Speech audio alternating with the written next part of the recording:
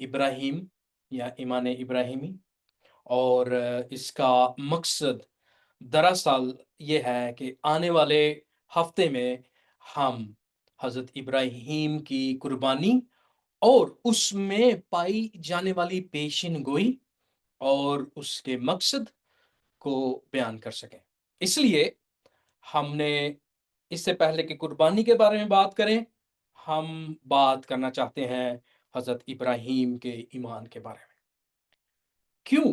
کیونکہ آپ کا ایمان تمام تر ایمانداروں کے لیے مثل نور ہے یا نور مثل ہے، اور اس لیے کہ تمام تر ادیان جو خصوصی طور پر خدا کو مانتے ہیں، مسیحیت، یہودیت اور اسلام، یہ تینوں مذاہب اس بات کے قائل ہیں کہ آپ ان مذاہب کے جد امجد ہیں۔ اس لیے یہ مضمون اور زیادہ اہمیت کا حامل بن جاتا ہے کہ ہم حضرت ابراہیم کے ایمان اور اس ایمان کے سفر پر نظر کر سکیں، تاکہ ہم وہاں سے سیکھ سکیں کہ جدہ امجد نے کیسا ایمان پایا، کیسی پیروکاری کی، اور کیسے وہ اس مقام پر پہنچ گئے جس کی وجہ سے وہ ایمانداروں کے باپ کہلائے، جس کی وجہ سے وہ خدا کے دوست کہلائے۔ اس لیے ہمیں ایمان ابراہیم پر غور و خوض کرنے کی ضرورت ہے۔ جب ہم اس پر غور کرتے ہیں تو سب سے پہلے ہمیں معلوم ہے کہ خدا نے آپ کو بلایا کہ آپ اس کی پیروکاری کریں۔ یہ واقعہ کہاں پر موجود ہے؟ پیدائش اس کی 12ویں باب پر۔ لیکن اس سے پہلے ہم اس حوالے کو پڑھیں۔ ہمیں معلوم ہونا چاہیے کہ آپ کے بلاوے سے پہلے آپ کیسے تھے، کہاں سے تھے، اور خصوصی طور پر کس قسم کے مذہب پر آپ کا یقین تھا یا چلتے تھے، یا آپ کے خاندان میں یہ مذہب کہاں سے آیا، کیسے تھا۔ اس کے لیے اگر آپ پیدائش اس کے 15 باب اور اس کی 7ویں آیت میں دیکھیں تو خداوند خدا فرماتا ہے کہ میں خداوند ہوں جو تجھے یعنی ابراہیم کو کشتیوں کے اور سے نکال لایا کہ تجھ کو یہ ملک میراث میں دوں۔ مستقبل کے بارے میں بات ہے، ملک کنعان کی بات ہے، لیکن کشتیوں کے اور یا اور جو شہر ہے وہاں سے خدا نے ابراہیم کو بلایا۔ جب کشتیوں کے اور سے بلایا گیا حضرت ابراہیم کو، تو وہ کس قسم کا ایمان رکھتے تھے؟ یشوع کی کتاب اس کے 24ویں باب کی 2 آیت میں ہمیں اس کے بارے میں بتایا گیا ہے کہ ان کا ایمان کیا تھا۔ تب یشوع نے ان سب لوگوں سے کہا کہ خداوند اسرائیل کا خدا یوں فرماتا ہے کہ تمہارے ابا یعنی ابراہیم اور ناہور کا باپ تارا وغیرہ قدیم زمانہ میں بڑے دریا کے پار رہتے اور دوسرے معبودوں کی پرستش کرتے تھے۔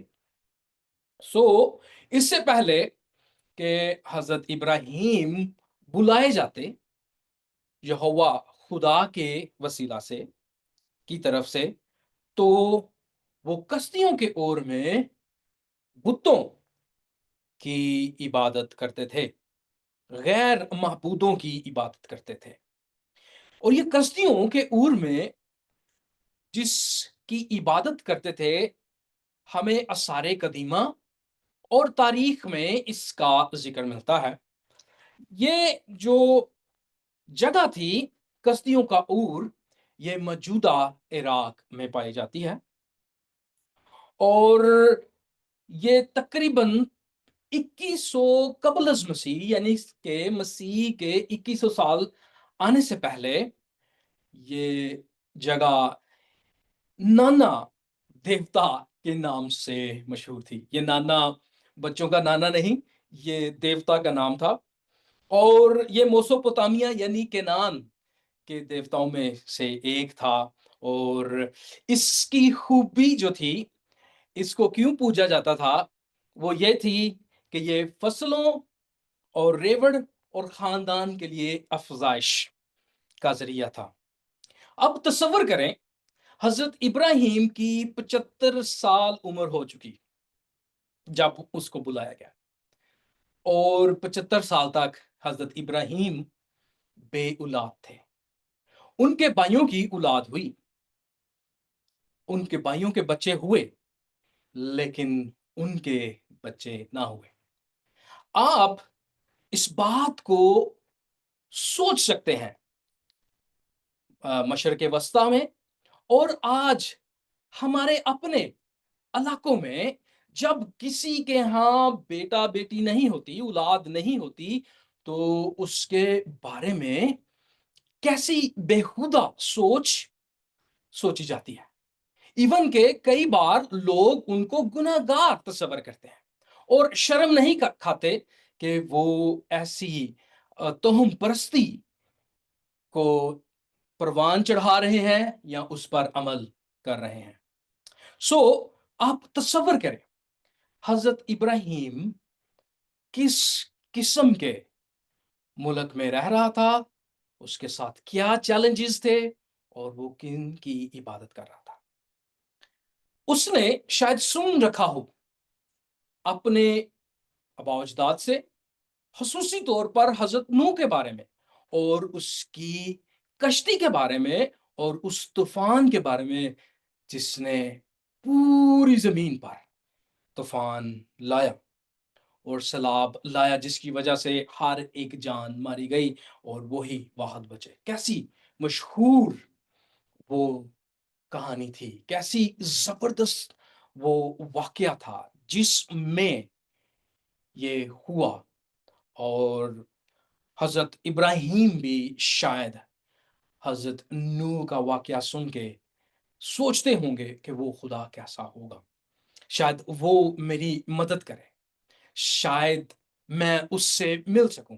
اور ہمیں معلوم ہوتا ہے پیدائش 12واں باب اور اس کی پہلی 7 آیات میں خدا پھر ابراہیم کو بلاتا ہے۔ آئیں ہم اس حوالے کو پڑھیں اور اس پر غور و خوض کریں۔ آپ کو اسکرین میں وہ دکھائی دے گا، یہاں پر لکھا ہے پہلی آیت 12ویں باب کی پہلی آیت۔ اور خداوند نے ابرام، غور کیجئے گا آپ جب اسکرین کو دیکھ رہے ہیں تو یہاں پر لفظ اور نام جو حضرت ابراہیم کا ہے وہ ابرام ہے، اور اس کا مطلب ہے قابل تعریف باپ۔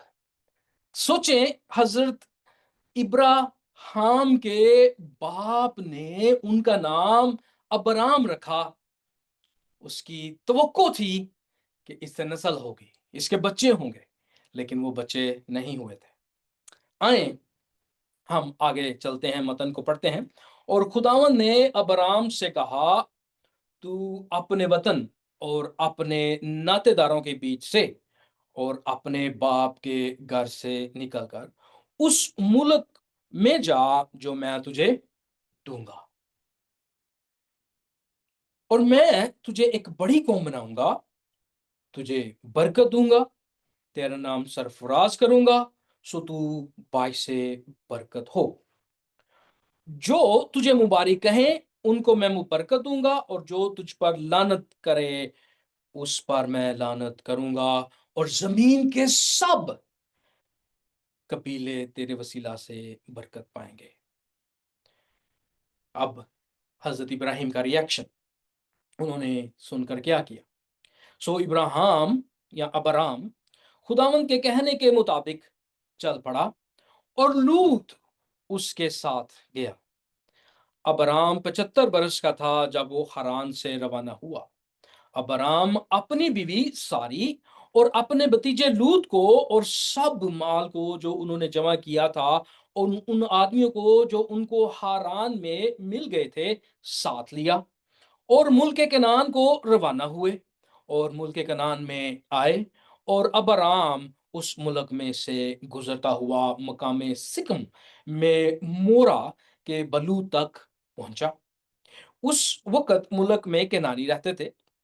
تب خداوند نے ابرام کو دکھائی دے کر یہی کہا کہ یہی ملک میں تیری نسل کو دوں گا، اور اس نے وہاں خداوند کے لیے جو اسے دکھائی دیا تھا ایک قربان گاہ بنائی۔ اب میں امید کرتا ہوں اس متن کو آپ نے بڑے غور سے سنا ہوگا۔ پہلی آیت ہمیں بتاتی ہے کہ خداوند ابرام پر ظاہر ہوتا ہے اور اسے حکم دیتا ہے۔ حکم کیا ہے؟ پیروکاری کا حکم کیا ہے؟ کہ اس کی پیروکاری کی جائے۔ ابراہیم سے پیروکاری کا جو تقاضا ہے وہ کیا ہے؟ تو اپنے وطن اور اپنے ناطے داروں کے بیچ سے اور اپنے باپ کے گھر سے نکل کر اس ملک میں جا جو میں تجھے دوں گا۔ اور اگر آپ چوتھی آیت کو پڑھیں تو وہاں پر آپ کو معلوم ہوتا ہے کہ حضرت ابراہیم نے اس حکم پر عمل کیا۔ جب ہم اس دو باتوں کو دیکھتے ہیں تو ہمیں نظر آتا ہے کہ حضرت ابراہیم نے ایمان لایا اس بات پر، اس حکم پر، اس کی تائید کی، پیروکاری کی اور عمل کیا۔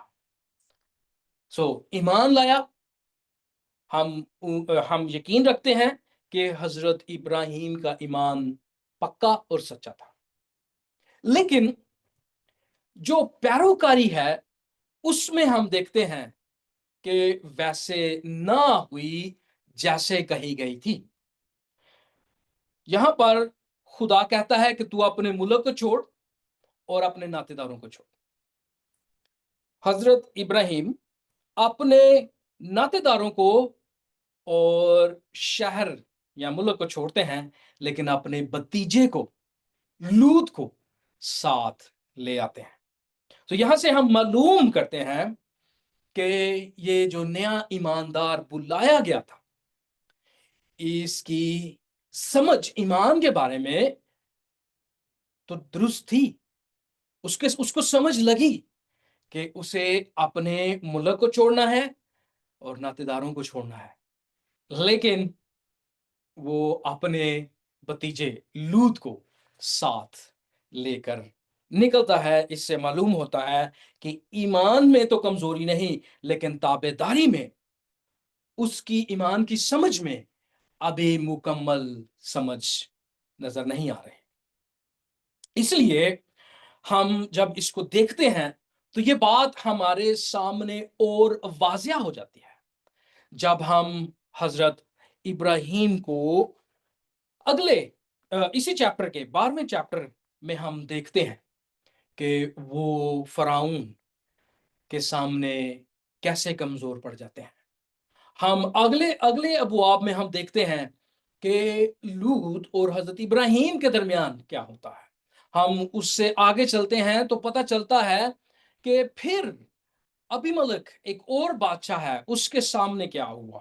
ان چیزوں کو ہم ابھی دیکھنے جا رہے ہیں تاکہ ہم دیکھ سکیں کہ ایمان کے ساتھ تابعداری، فرمانبرداری بہت زیادہ لازمی ہے۔ اگر ہم ایمان رکھتے ہیں لیکن ہمارے ایمان میں تابعداری نہ ہو تو یہ بات ہمارے ایمان کی طرف اشارہ کرتی ہے، یا تو ہمارا ایمان مکمل نہیں، یا ابھی ہمیں سیکھنے کی ضرورت ہے۔ سمجھ تو آ گئی کہ مجھے وہاں سے نکلنا ہے، لیکن ابھی مجھے ایمان میں چلنے کی ضرورت ہے اور اس میں سیکھنے کی ضرورت ہے۔ ان باتوں کو ابھی ہم دیکھیں گے۔ مجھے ایک شعر یاد آیا جب میں ان باتوں کو سوچ رہا تھا، شاید ان باتوں کو سمجھانے کے لیے یہ شعر بڑا خوبصورت ہو، تو میں آپ کی خدمت میں عرض کرتا ہوں یہ شعر۔ اکثر لوگ اس کو علامہ اقبال کے ساتھ کر دیتے ہیں، لیکن یہ سید صادق حسین صاحب کا ہے۔ میں نے جب اس کے اوپر معلومات حاصل کی تو اس طرح کی معلومات مجھے ملی۔ خیر مجھے نہیں معلوم کس کا ہے، سید صادق حسین کا ہے یا حضرت علامہ اقبال کا، لیکن شعر بڑا پیارا ہے، وہ میں آپ کو سناتا ہوں۔ تم دی باد مخالف سے نہ گھبرا اے عقاب، یہ تو چلتی ہے تجھے اونچا اڑانے کے لیے۔ یقیناً حضرت ابراہیم کی پیروکاری میں کمزوری ہماری مدد فرمائے گی ان کی تابعداری اور اطاعت میں پروان چڑھنے میں، اور ہم جیسے ایمانداروں کے لیے وہ نور مثل ہو سکتی ہے۔ اس لیے آپ بڑے غور سے اور بڑے اطمینان سے ان باتوں کو سنیے۔ جب ہم دیکھتے ہیں سب سے پہلی بات، یہ وعدہ جو حضرت ابراہیم سے ملا پیدائش 12 باب اور اس کی پہلی آیت ہے، تو فرمایا تو گیا تھا کہ تم کیا کرنا، اپنے ناطے داروں اور رشتہ داروں کو چھوڑ کر اس ملک کو جاؤ جسے میں تمہیں بتاؤں گا، دکھاؤں گا۔ لیکن اس کے بعد ایک وعدہ دکھایا گیا، ایک وعدہ کیا گیا، اور وہ وعدہ تھا میں تجھے ایک بڑی قوم بناؤں گا، برکت دوں گا اور تیرا نام سرفراز کروں گا، سو تو باعث برکت ہو، تو جو تجھے مبارک ہیں ان کو میں برکت دوں گا، جو تجھ پر لعنت کرے اس پر میں لعنت کروں گا۔ آپ دیکھ سکتے ہیں یہ زبان ابراہیم سے پہلے بھی استعمال ہوئی، اور یہ دراصل ہمیں دوبارہ واپس حضرت آدم کے ساتھ کیے ہوئے وعدے کو یاد دلاتی ہے، جو پیدائش کی کتاب اس کے پہلے باب کی 28ویں آیت میں ہمیں ملتا ہے۔ اور خداوند نے ان کو برکت دی اور کہا پھلو اور بڑھو اور زمین کو معمور و محکوم رکھو۔ حاصل کلام یہ ہے، آدم سے گناہ ہوا، نافرمانی ہوئی، اس کی وجہ سے وہ پلان جو تھا وہ کام پر نہ چل سکا، وہ مکمل طور پر اس کا لاہ عمل نہ ہو سکا، کیونکہ گناہ زندگیوں میں آیا۔ لیکن اب اس کا مطلب نہیں کہ خدا اپنے پلان کو، اپنے منصوبہ کو بھول گیا تھا۔ اس نے اس بات کو دوبارہ یاد کروایا، اور وہ بات تھی حضرت آدم کے ساتھ تیسرے باب کی پیدائش، تیسرا باب اس کی 15ویں آیت میں، کہ وہ اس نافرمانی اور اس موت کی حالت سے ہمیں چھڑائے گا۔ عورت کی نسل سے ایک شخص آئے گا جو یہ کام کرے گا، اور یہ وعدہ نہ صرف وہ نوح کے وسیلہ سے پورا کرتا ہے، بلکہ وہ حضرت ابراہیم تک ہمیں لے آتا ہے، اور یہاں پر ہم اس بات کو سیکھتے ہیں کہ خدا کا کیا ہوا وعدہ، خدا کی ہوئی برکت ہم سے جدا نہیں ہو سکتی۔ ہم ناراض ہو سکتے ہیں، ہم نافرمان ہو سکتے ہیں، ہم برے بن سکتے ہیں، ہمارے اندر کمزوریاں آ سکتی ہیں، لیکن خدا اپنے وعدوں سے نہیں پھرتا، لیکن وہ ان کو پورا کرتا ہے۔ اور یہی بات ہم اس برکت کے وعدہ میں دیکھتے ہیں، جہاں پر ایک آیت میں ہم نے دیکھا کہ خدا کی چاہت کیا تھی کہ آدم اور حوا جو ہیں زمین کو معمور اور محکوم کریں، اس کے فضل سے زمین کو معمور اور محکوم کریں، اس جلال سے زمین کو معمور اور محکوم کریں، اس کی پہچان سے زمین کو معمور اور محکوم کریں۔ وہ لوگ فیل ہوئے، لیکن خدا کا وعدہ فیل نہ ہوا۔ عزیزو، یہ وہ بات ہے جو ہمیں سیکھنے کی ضرورت ہے۔ جب خدا وعدہ کرتا ہے تو اس کے وعدے سدا کیونکہ متی کی انجیل اس کے 5ویں باب میں خداوند یسوع مسیح فرماتے ہیں کہ تمہارا کلام ہاں ہاں ہو اور نہ ہو، اس سے زیادہ کچھ نہ ہو۔ یہی وہ زبان ہے، اور ہم دیکھیں گے اس اس تمام تر باتوں میں جن کو ہم آگے لے کر چل رہے ہیں، کہ خدا بار بار آتا ہے، خدا اپنے وعدے کو پورا کرتا ہے، انسان نہیں کرتا۔ اور یہی ہماری زندگیوں میں ہمیں یاد رکھنے کی ضرورت ہے کہ ہم کیسے خداوند کے وعدوں کو پورا کریں، ہم کیسے اس کے وعدے کو اپنی زندگی میں دیکھیں، کیسے ہم کلی عطائد کر سکتے ہیں۔ اور اس کی بھی مثال خوبصورت طریقے سے ہمیں حضرت ابراہیم کے زندگی سے ملے گی، جس کا ذکر ہم اگلے ہفتے کریں گے، اور اس کا مضمون ہوگا حضرت ابراہیم کی قربانی اور پیشن گوئی۔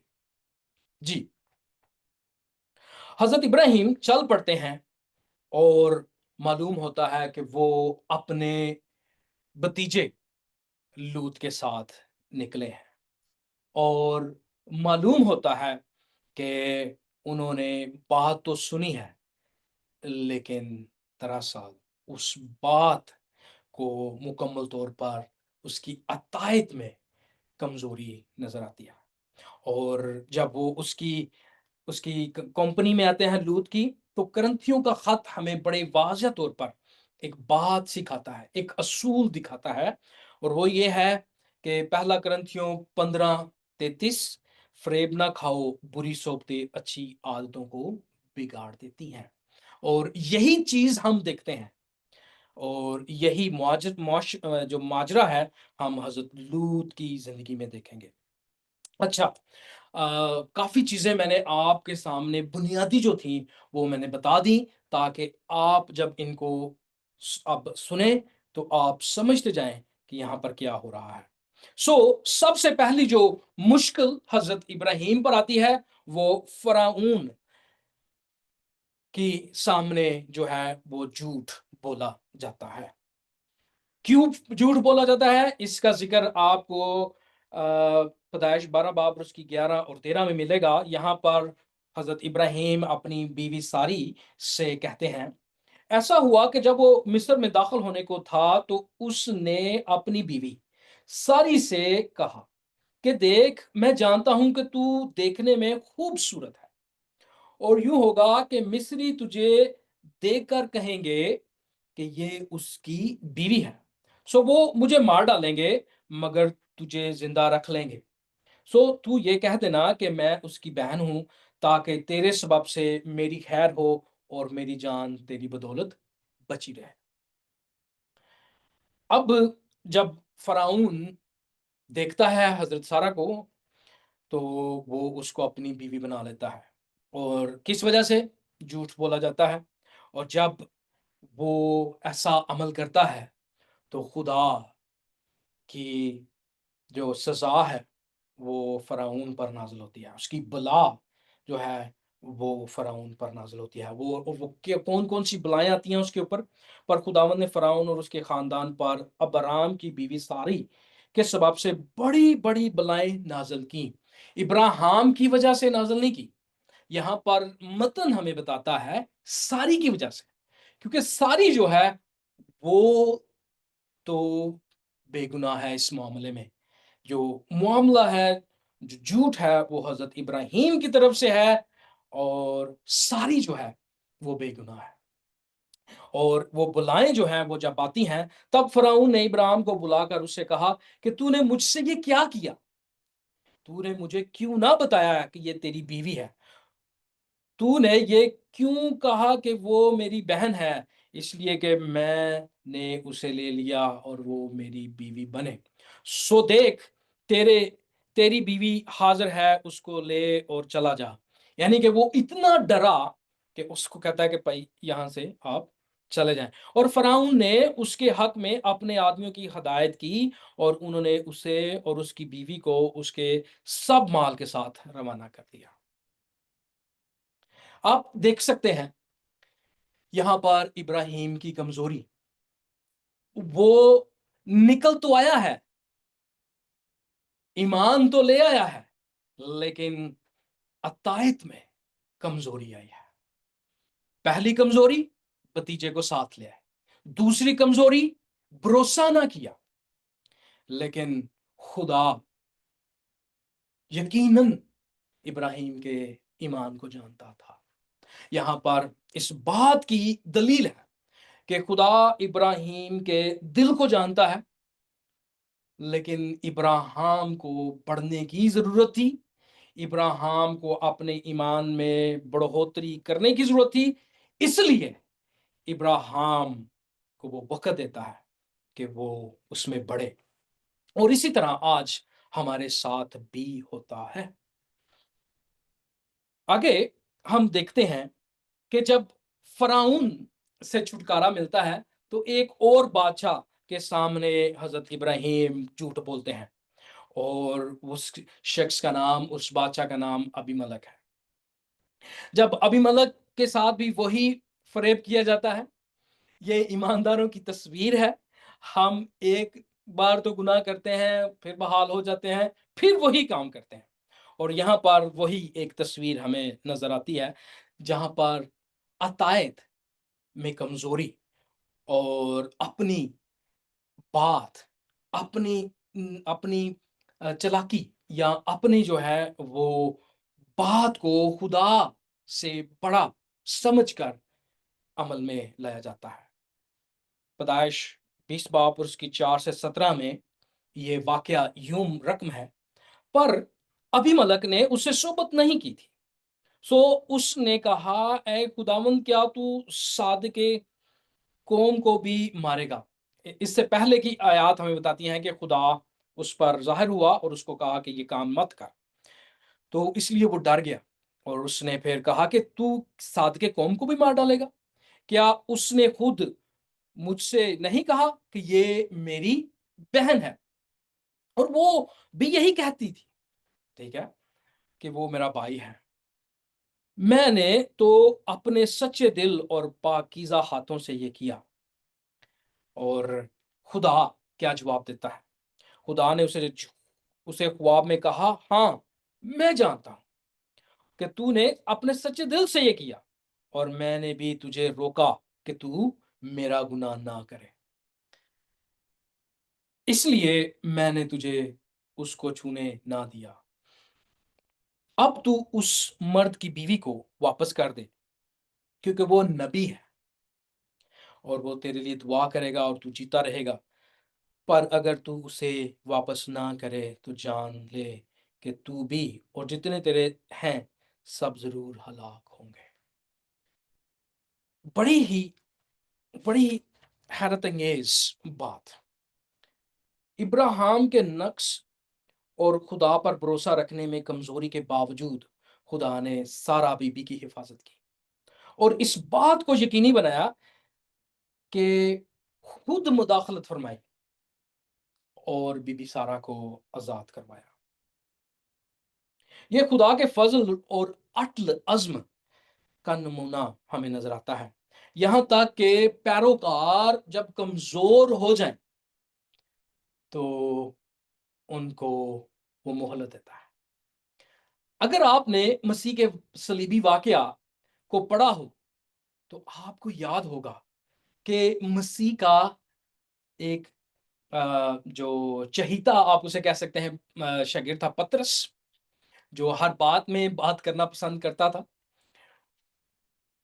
اس نے کہا کہ خداوند میں تیرا کبھی انکار نہ کروں گا، اور مسیح نے سے کہا 3 بار تو میرا انکار کرے گا۔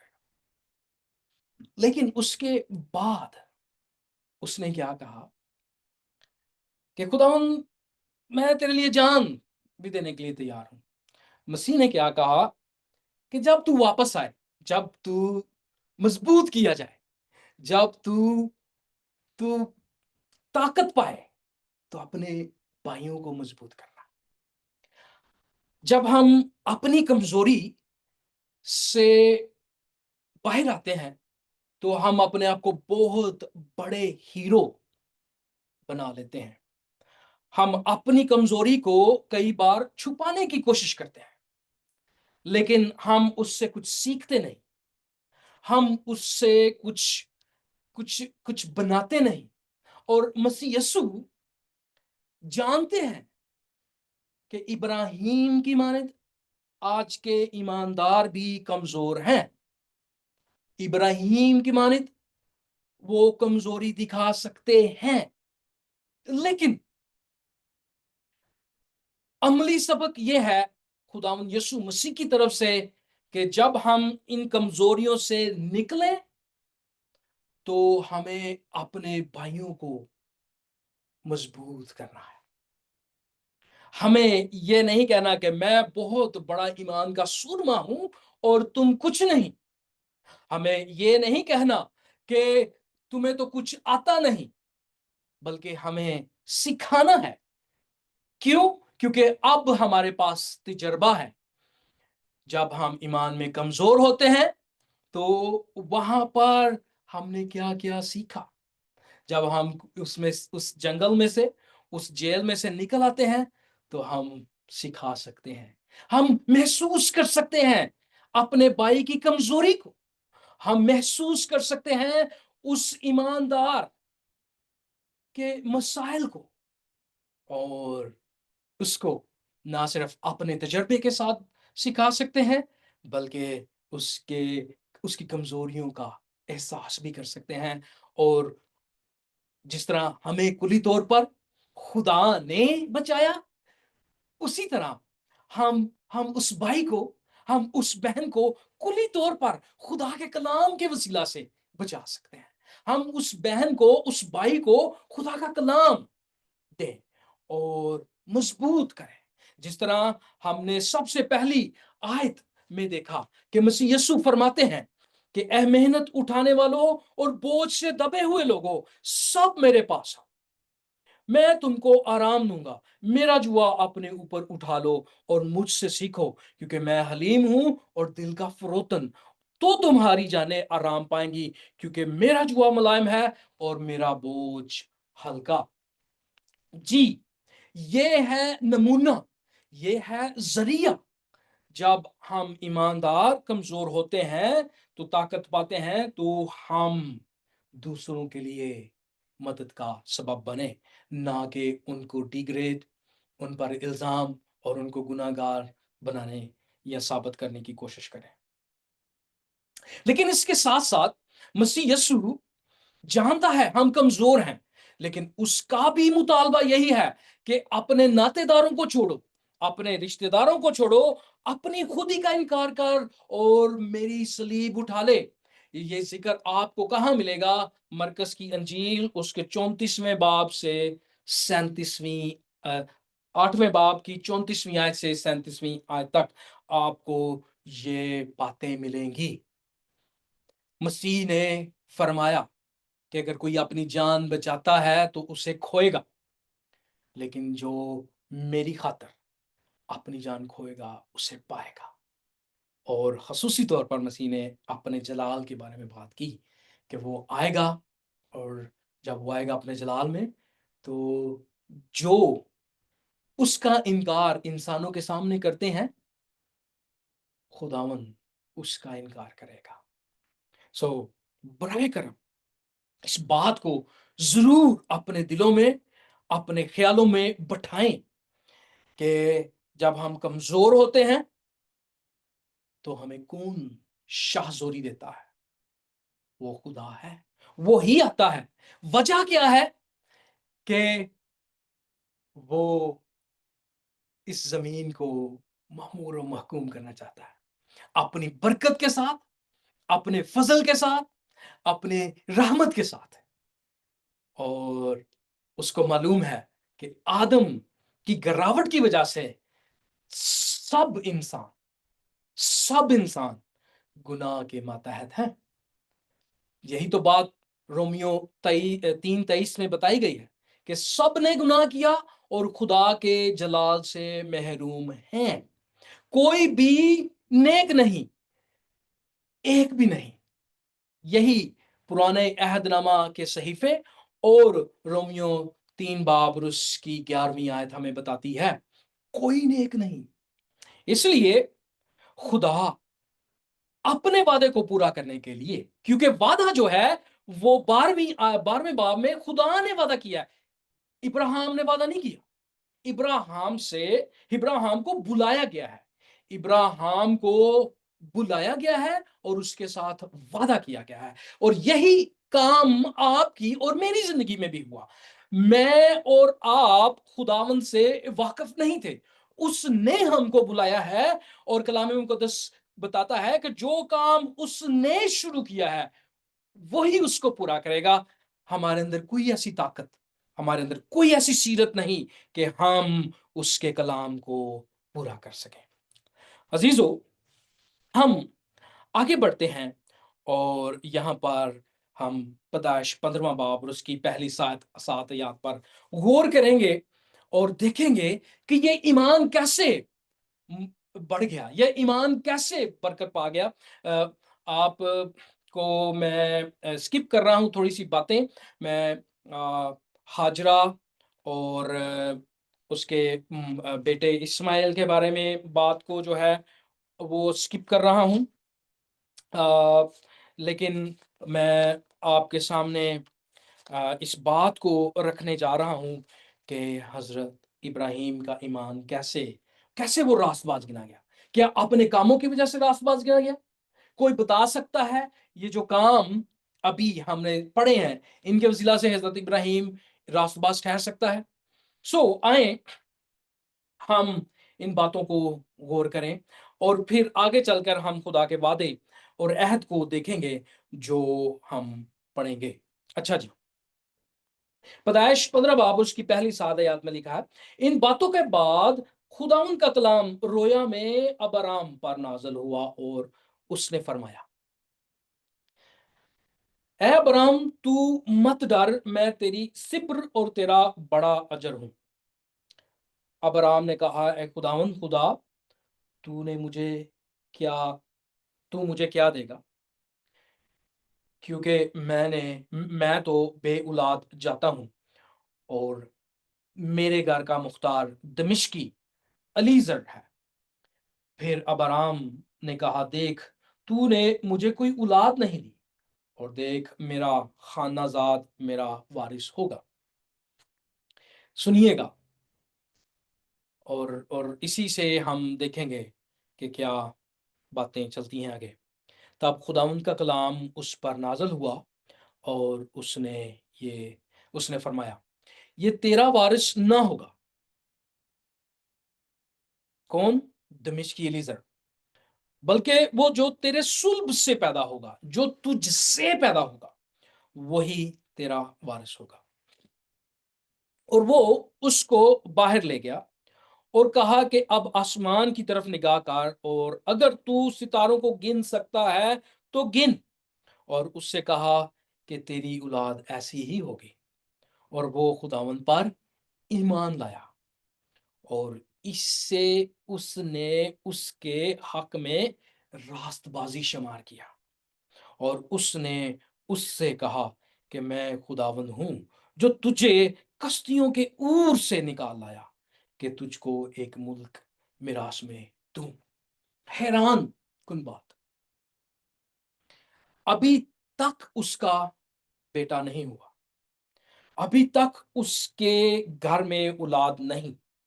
और और सवाल आता है, जिस तरह शमौन पतरस भी सवाल करता है। अगर पतरस का मरकस आप 10वें बाब को देखें तो वहां पर यही सवाल, जब वो मालदार शख्स की हम कहानी और उसके सवाल पर गौर करते हैं तो नीचे वो यही कहता है कि हमें क्या मिलेगा, हम तेरे पीछे चले।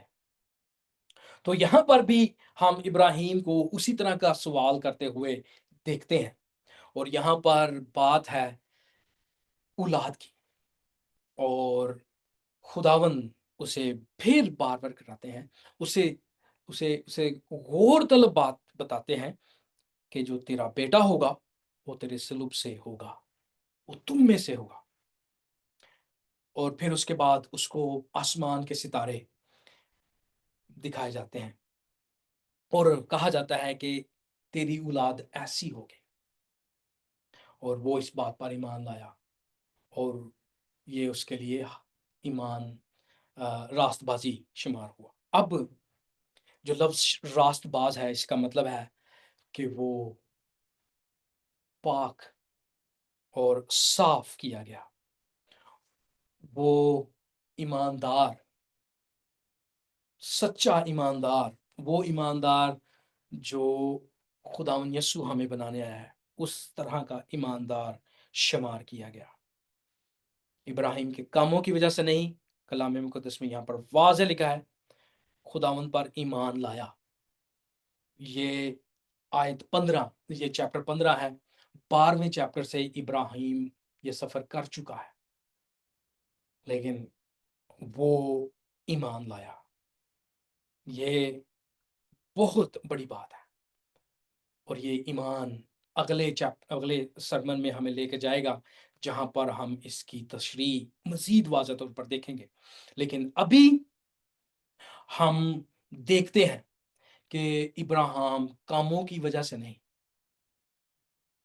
ابھی یہاں تک جو ہے وہ ابراہیم کے ختنے بھی نہیں ہوئے۔ کئی لوگ سمجھتے ہیں کہ ہم ابراہیم کے ختنے کی وجہ سے ایماندار ہیں۔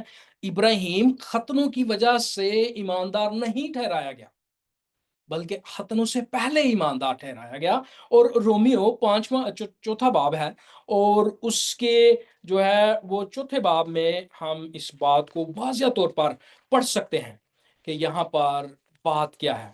لکھا ہے، بس ہم کیا کہیں کہ ہمارے جسمانی باپ ابراہیم کو کیا حاصل ہوا؟ کیونکہ اگر ابراہیم اعمال سے راست باز ٹھہرایا جاتا تو اس کو فخر کی جگہ ہوتی، لیکن خدا کے نزدیک کتاب مقدس کیا کہتی ہے؟ غور طلب بات، خدا کے نزدیک نہیں، سوری یہاں پر لکھا ہے لیکن خدا کے نزدیک نہیں، کتاب مقدس کیا کہتی ہے؟ ہمیں جب بھی کوئی بات سیکھنی ہے یا سمجھنی ہے تو ہمیں کتاب مقدس کی طرف جانا چاہیے، اور یہی بات یہاں پر پولس رسول ہمیں بتاتا ہے کہ کتاب مقدس کیا کہتی ہے۔ یہ کہ ابراہیم خدا پر ایمان لایا اور یہ اس کے لیے راست بازی گنا گیا۔ کام کرنے والے کی مزدوری بخشش نہیں بلکہ حق سمجھی جاتی ہے، مگر جو شخص کام نہیں کرتا بلکہ بے دین کے راست باز ٹھہرانے والے پر ایمان لاتا ہے، اس کا ایمان اس کے لیے راست بازی گنا جاتا ہے۔ چنانچہ جس شخص کے لیے خدا بغیر اعمال کے راست بازی محسوب کرتا ہے، داؤد بھی اس کی مبارک خالی اس طرح بیان کرتا ہے کہ مبارک ہیں وہ جن کی بدکاریاں معاف ہوئیں اور جن کے گناہ ڈھانکے گئے، مبارک ہے وہ شخص جس کے گناہ خداوند محسوب نہ کرے گا۔ جناب من، آپ دیکھ رہے ہیں کہ یہاں پر صورتحال یہ ہے کہ ایمان لایا ہے ابراہیم اور یہی راست بازی گنا گیا ہے، نہ کہ اس کے کام۔ اب جب بات آتی ہے تو ہمیں ایک اور پہلو نظر آتا ہے، اور وہ ہے عہد۔ خداوند آدم کے ساتھ برکت کا وعدہ کرتا ہے، اور وہی وعدہ ہم 12ویں باب میں دیکھتے ہیں دوبارہ دہرایا جاتا ہے، اور پھر خداوند اسی وعدے کو 15ویں باب میں عہد باندھتے ہوئے نظر آتا ہے۔ اور یہ عہد کیا ہے؟ اگر آپ 15ویں باب کو دیکھیں تو آپ کو وہ عہد نظر آئے گا۔ ہمارے پاس ٹائم نہیں کہ ہم اس کو پڑھیں، لیکن عہد کیا ہوتا ہے؟ یہ 2 قسم کے عہد ہوتے ہیں، ایک عہد مشروط اور ایک غیر مشروط۔ جو مشروط ہوتا ہے وہ 2 لوگوں کے درمیان ہوتا ہے، دونوں فریق کچھ شرائط پوری کرنے پر متفق ہوتے ہیں۔ ان دونوں میں سے اگر کوئی بھی فریق اپنی ذمہ داری پوری کرنے میں ناکام رہتا ہے تو وہ عہد ٹوٹ جاتا ہے، اور پھر اس کے بعد دونوں فریق میں سے کسی ایک سے بھی عہد سے متعلقہ توقعات پر پورا اترنے کا تقاضا نہیں کیا جاتا۔ اور ہم جانتے ہیں کہ ابراہیم کمزور تھا، ہم جانتے ہیں ہم کمزور ہیں، اور اس کی وجہ حضرت آدم کے گناہ کی وجہ سے ہماری فطرت مکمل طور پر بدل چکی تھی۔ اس لیے ہم خدا کے ساتھ عہد نہیں باندھ سکتے تھے۔ لیکن کیسے عہد باندھا گیا وہ میں بتاتا ہوں۔ یہ عہد غیر مشروط یک طرفہ عہد تھا، دو فریقین کے درمیان ایک معاہدہ، لیکن اس عہد میں دونوں میں سے صرف ایک فریق کو ہی کچھ کرنا ہوتا ہے، بلکہ جبکہ دوسرے فریق سے کچھ بھی کرنے کا تقاضا نہیں کیا جاتا۔ حضرت آدم سے تقاضا نہیں تھا کہ وہ اس عہد میں کھڑا ہو۔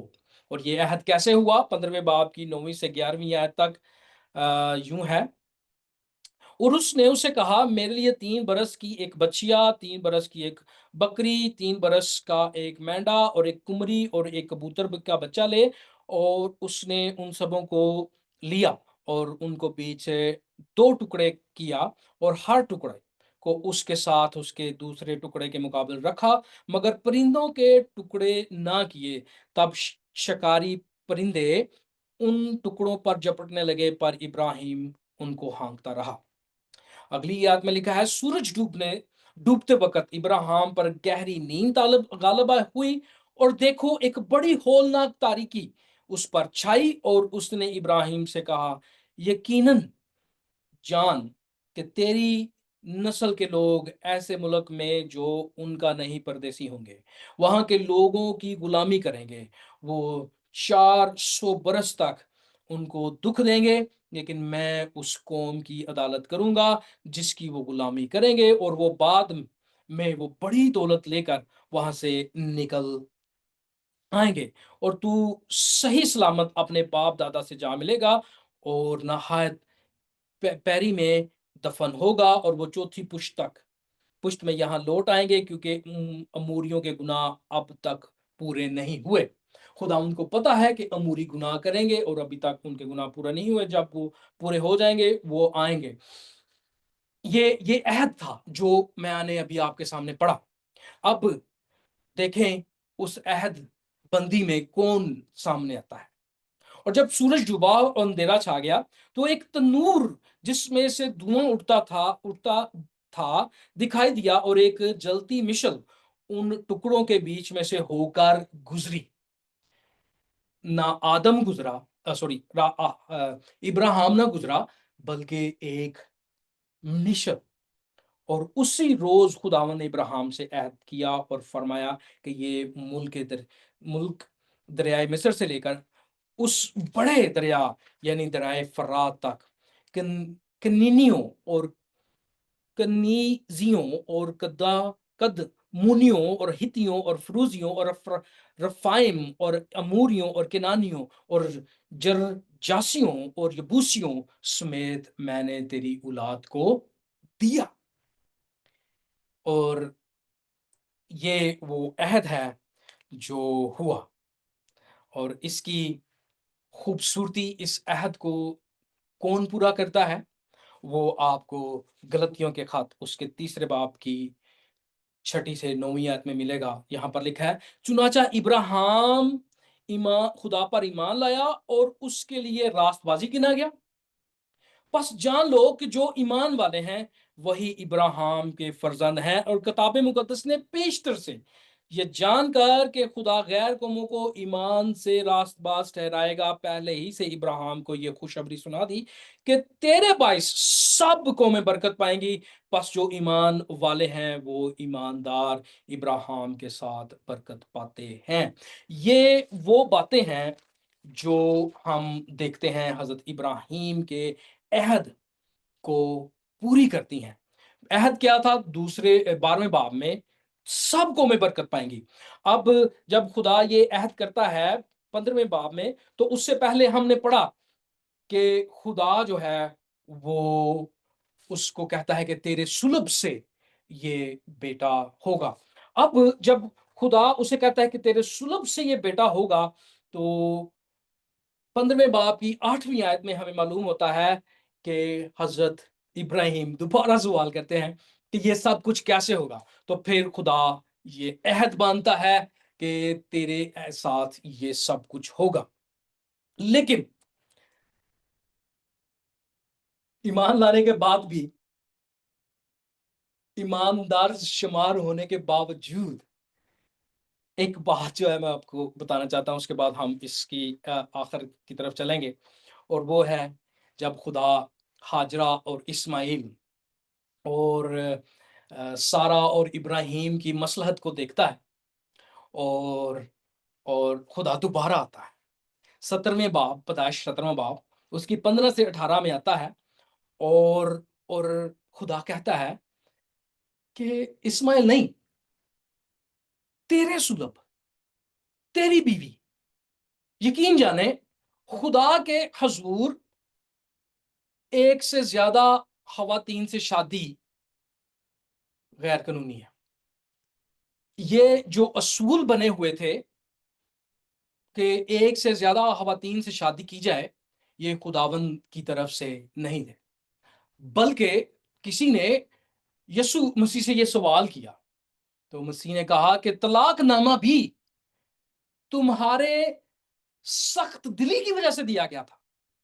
सो मसीही ईमान बागे अदन से शुरू होता है, और बागे अदन के मुताबिक वो खानदान पर अमल करता है। और बागे अदन में खुदा ने ना तो 10, ना तो 5, ना तो 4, बल्कि एक मर्द और एक औरत ठहराई थी, और उनको जो है बरकत दी थी। और इसीलिए इब्राहिम का सुल्ब जब है, इब्राहिम का जो बेटा है, खुदा की नजर से वो इब्राहिम और सारा ही से मुकर्रर होता है, ना कि हाजरा से। क्योंकि ये हाजरा के साथ शादी दरअसल पैदाइश उसके 17वें बाब में ये खुदावन की तरफ से नहीं थी, बल्कि ये इब्राहिम और सारी के मशवरे के साथ थी। और जब खुदा उसे कहता है कि तेरे सुलभ से होगा, तो वो हंसता है।